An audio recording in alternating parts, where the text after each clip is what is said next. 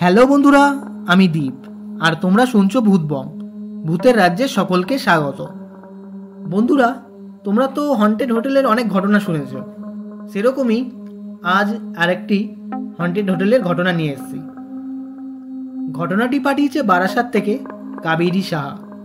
কাবেরী দার্জিলিংয়ে ঘুরতে গিয়ে যে ভৌতিক ঘটনার সম্মুখীন হয়েছিল সেটি আজ তোমরা শুনতে চলেছ। ঘটনাটি শোনার আগে বন্ধুরা, তোমরা এখনও পর্যন্ত যারা ভূতবং চ্যানেলটিকে সাবস্ক্রাইব করোনি তারা সাবস্ক্রাইব করে দাও আর নোটিফিকেশন বেলটিও ক্লিক করে রেখো, যাতে ভূতবংয়ের ঘটনা আসার সাথে সাথে তোমাদের কাছে নোটিফিকেশন চলে যায়। আর যারা ফেসবুক থেকে দেখছো তারা ফলো করে দিও। তাহলে চলো বন্ধুরা, আর দেরি করছি না, কানে হেডফোন গুঁজে নাও, চলো মূল ঘটনায় আসা যাক। হ্যালো দীপ, আমি কাবেরী সাহা বারাসাত থেকে বলছি। আমি তোমার ভূতবংয়ের একজন নিয়মিত শ্রোতা। আমার ভৌতিক ঘটনা শুনতে খুবই ভালো লাগে। আমার সাথেও একবার ভৌতিক ঘটনা ঘটেছিল। শুধু আমার সাথেই না, আমার হাজব্যান্ড, আমার ছেলের সাথেও ঘটেছিল। দার্জিলিংয়ে বেড়াতে গিয়ে আমাদের তিনজনের সাথে যে ভৌতিক ঘটনা ঘটেছিল সেটি আজ তোমার ভূতবংয়ে শেয়ার করলাম। আশা করি ঘটনাটি ভূতবংয়ের দর্শকদের খুব ভয়ের লাগবে। ঘটনাটি ঘটেছিল 2018 সালে। আমি, হাজব্যান্ড আর আমার ছেলে তিনজন আমরা 4 দিনের ট্যুরে দার্জিলিংয়ে যাই। ঘটনাটি ঘটেছিল আমরা যেই হোটেলে উঠেছিলাম সেই হোটেলে। প্রথম দিন আমরা তিনজন সন্ধেবেলায় আমাদের হোটেলের পাশেই এক রেস্টুরেন্টে গিয়েছিলাম। রাত 8:30টার মতো হবে। আমরা রেস্টুরেন্ট থেকে আবার আমাদের হোটেলে ফিরছিলাম। ঘটনাটি শুরু হয় তখন থেকে। আমরা যেই হোটেলে ঢুকতে যাব অমন সময় হোটেলের বাইরে একটা মেয়ে দাঁড়িয়েছিল। বয়স আনুমানিক 25-এর নিচেই হবে। ভালো পরিষ্কার ড্রেস পরেই ছিল মেয়েটা, কিন্তু মেয়েটা কেমন ঘেঁটিটা এক সাইড করে ঝুঁকিয়েছিল। আর মেয়েটার চোখ মুখ দেখে মনে হচ্ছিল মেয়েটা খুব ভয়ে আছে। আমরা যেই মেয়েটাকে ক্রস করে হোটেলে ঢুকতে যাব সেই মুহূর্তে মেয়েটা বলে, যাস না। একবারই কথাটা বলে। আমি আর হাজব্যান্ড দুজনে বলা বলি করি, মেয়েটা কি আমাদেরকে বলল? হাজব্যান্ড মেয়েটাকে সঙ্গে সঙ্গে জিজ্ঞেস করতে যায়, আমাদের কিছু বললেন? মেয়েটা কোনো উত্তর দেয় না। আমি হাজব্যান্ডকে বলি, বাদ দাও, চলো। তারপর আমরা হোটেলে ঢুকে পড়ি। ফ্রেশ হয়ে একটু বসি, তখন কলিং বেলটা বেজে ওঠে। আমি নিজেই দরজা খোলার জন্য যাই। দরজা খুলে দেখি ওই মেয়েটা দাঁড়িয়ে। আমি বলি, কি ব্যাপার, কি চাই? মেয়েটা একটু হাসি দিয়ে বলে, চলে যা। আমি বলি, কি চলে যা, পাগল নাকি আপনি? এই কথা বলার পর দেখি মেয়েটার চোখ রক্তের মতো লাল হয়ে গেল।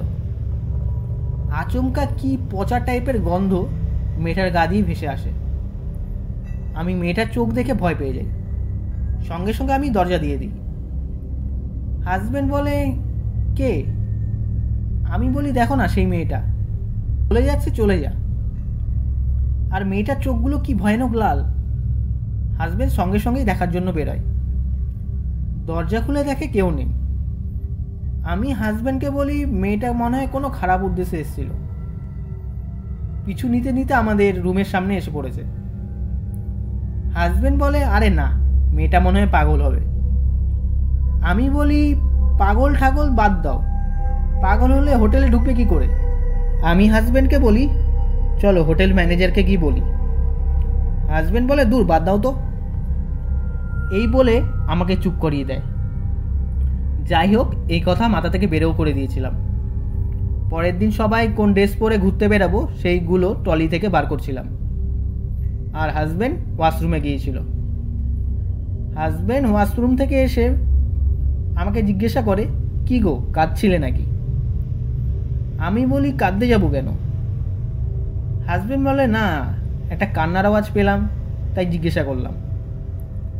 আমি বলি, তুমি কান্নার আওয়াজ কোথা থেকে পেলে? আমি তো পাইনি। তখন আমার ছেলের বয়স ছিল 6 বছর। ও বলে, আমিও তো কোনো কান্নার আওয়াজ পাইনি। হাজব্যান্ড তখন বলে, তাহলে ভুল শুনেছি, বাদ দাও। রাত 10টা বাজে। আমরা টিভি দেখছিলাম। হঠাৎ পুরো ঘর একটা বিকট গন্ধে ভরে গেল। গন্ধটা পচা মাছের থেকেও বিকট। হাজব্যান্ড আমি সারা রুম, ওয়াশরুম আর খাটের নিচেও দেখলাম কিছু নোংরা পড়ে আছে কি না। দেখি পুরো পরিষ্কার। হাজব্যান্ড আমি রুমের দরজা খুলে বাইরে যাই। বাইরে গিয়ে কোনো গন্ধ নেই, শুধু রুমের মধ্যে গন্ধ। কিছুক্ষণ পর গন্ধটা চলে যায়। গন্ধটার জন্য আমি খুব অসুস্থ ফিল করছিলাম। আমাদের রুমের সাথে একটা অ্যাটাচ করা ব্যালকনি ছিল, তাই সেখানে গিয়ে একটু দাঁড়াই। ব্যালকনিতে দাঁড়িয়ে খোলা মুক্ত বাতাস নিচ্ছিলাম আর রাতের দার্জিলিং শহরের সুন্দর রূপটা দেখছিলাম। 10-15 মিনিট পর যেই রুমে ঢুকতে যাব, রুমে ঢোকার জন্য যে পেছনটা ঘুরেছি, দেখি ব্যালকনির সাইডে ওই মেয়েটা গলায় ফাঁস দিয়ে ঝুলে আছে আর চোখ খোলা আমার দিকে তাকিয়ে। আমি পুরো স্তব্ধ হয়ে যাই, নিজের চোখকেও বিশ্বাস করতে পারছিলাম না। বাবাগো মাগো করে চিল্লিয়ে রুমের মধ্যে ঢুকে যাই। হাজবেন্ড বলে, কি হলো? আমি বলি, তাড়াতাড়ি আসো, ওই মেয়েটা ফাঁস দিয়ে ঝুলে আছে। হাজবেন্ড আমি আবার ব্যালকনিতে যাই, দেখি কিচ্ছু নেই। হাজব্যান্ড আমাকে বলে, তুমি পাগল হয়ে গেছো, সারাক্ষণ ওই মেয়েটার কথা চিন্তা করছো, তার জন্য ভুলভাল বলছো। আমি হাজব্যান্ডের সাথে ঝগড়া শুরু করে দিই।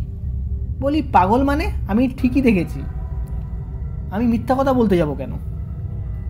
আমি বলি, এই হোটেলটা ভালো না, ভূত আছে। আসার পর থেকেই সব অলৌকিক ঘটনা ঘটছে। হাজব্যান্ড কোনো উত্তর না দিয়ে শুয়ে পড়ে। আমি ঠিক করি সারা রাত লাইট ধরিয়ে শোবো। হাজব্যান্ড কিছুতেই লাইট ধরিয়ে শুতে দেবে না। এই নিয়ে কিছুক্ষণ কথা কাটাকাটি হয়। তারপর বাধ্য হয়ে ছোট ডিম লাইটটা ধরিয়ে শুই। রাত যখন 12টা বাজে, ছেলে কেঁদে ওঠে।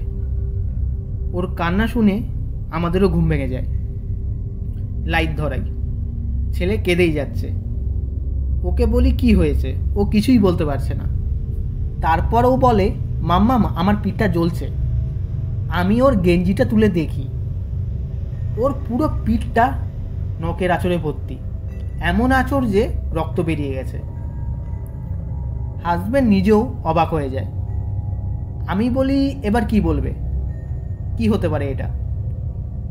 হাজব্যান্ডও এবার বুঝে যায় অলৌকিক কিছু ঘটছে। আর দেরি না করে রাত 12টার সময় আমরা হোটেল ম্যানেজারের কাছে যাই। তখন ম্যানেজার ছিল না, একজন স্টাফ কাউন্টারে ছিল। তাকে গিয়ে সব ব্যাপার বলি।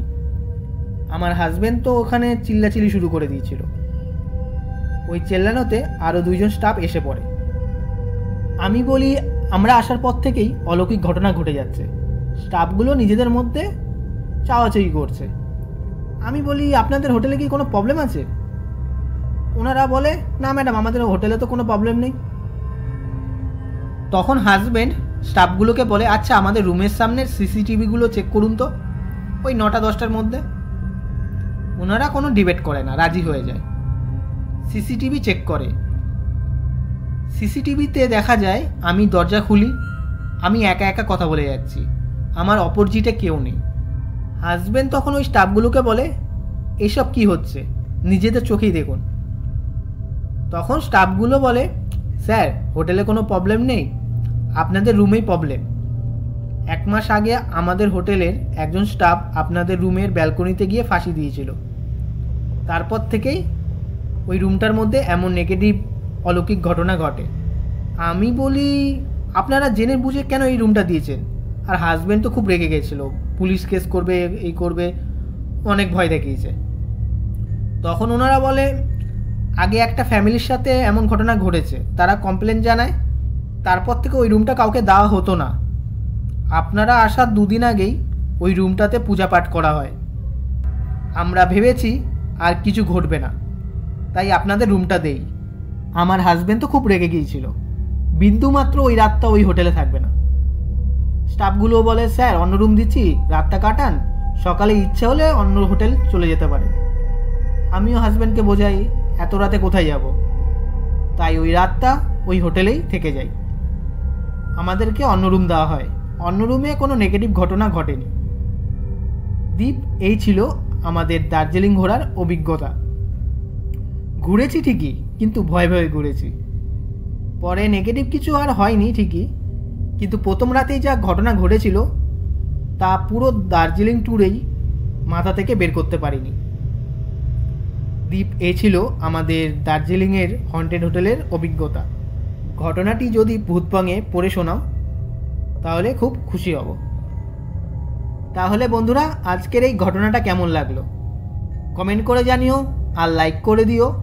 আর বন্ধুরা, তোমাদের সাথেও যদি কোনো ভৌতিক ঘটনা ঘটে থাকে তোমাদের সাথে বা তোমাদের ফ্যামিলি মেম্বার, ফ্রেন্ড, যার সাথে হোক না কেন, তোমাদের জানা কোনো ঘটনা যদি শেয়ার করতে চাও ভূতবঙে, তাহলে আমাদের ভূতবঙের ইমেল আইডি bhutbongofficial@gmail.com-এ পাঠিয়ে দিও। তাহলে বন্ধুরা, আজকের মতো এইটুকুই। Tata, by.